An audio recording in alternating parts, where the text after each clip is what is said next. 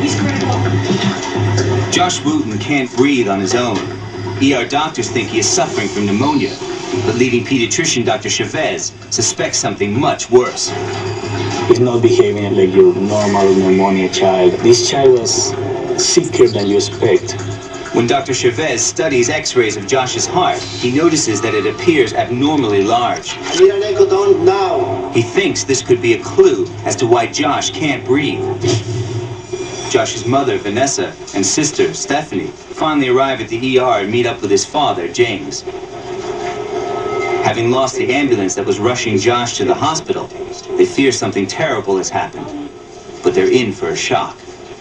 So they show me which room to go to, and I run in there, and Josh is in there, and he looks like he's okay.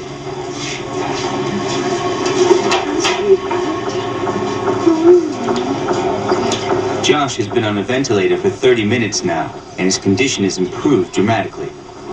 He just looked tired. He looked like he was just fine, you know. He wasn't really looking that sick. It didn't seem like he was that bad off. I had this big sigh of relief.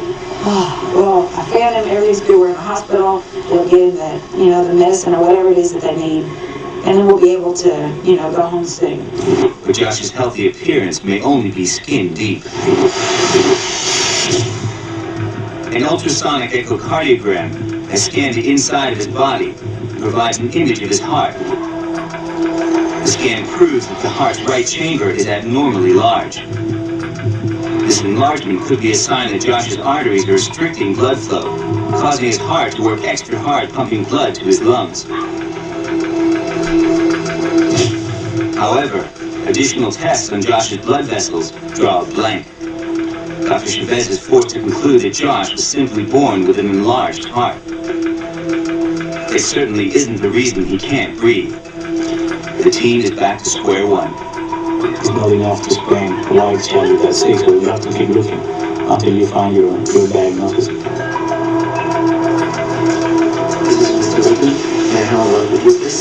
Until Dr. Chavez can answer this mystery, Josh must remain at the hospital under close supervision. So people talk about doctors not being emotional. I get very emotional with my patients, and I'm very, very worried about the child at that time. And I try to convey that to the parents. When they said that they were going to admit him, James and I were pretty surprised about that, because we didn't think that, he had been nearly that sick to be having to stay in the hospital. The doctors kind of seemed like they weren't sure what it was that was causing him to be sick. We just don't know what's going on. We wanted answers, and they don't know what's going on. They don't know what to do to help him. It was a scary thing. Without a proper diagnosis, Dr. Chavez fears that Josh's condition will worsen and orders him to be transferred to the critical care unit. In critical care, you are what we call a high risk to deteriorate, or a high risk to go bad. Even if you're stable, in quote unquote, we consider everyone in critical care at a high risk to go bad. There's little the family can do until more tests have been completed. But James is unwilling to leave Josh by himself in the hospital. James was married before, and his first wife was hit by a car.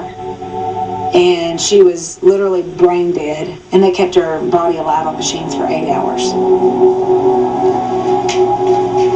That all happened while he was at work, and I think he was, he felt more in control when he could be there with him. Over the next few hours, Josh's condition begins to deteriorate again. Doctor here. The low oxygen in his blood is making him agitated.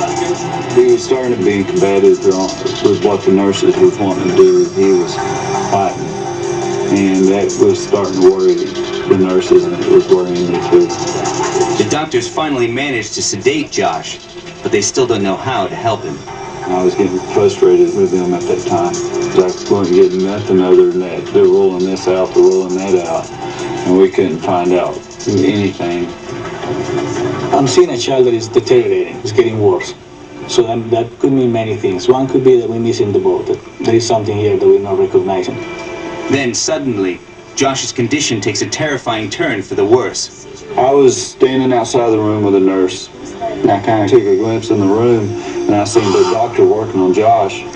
It looked like he was real intense on working on him with the ambu bag, and I knew something was wrong, serious wrong. It's a good time to be doing this.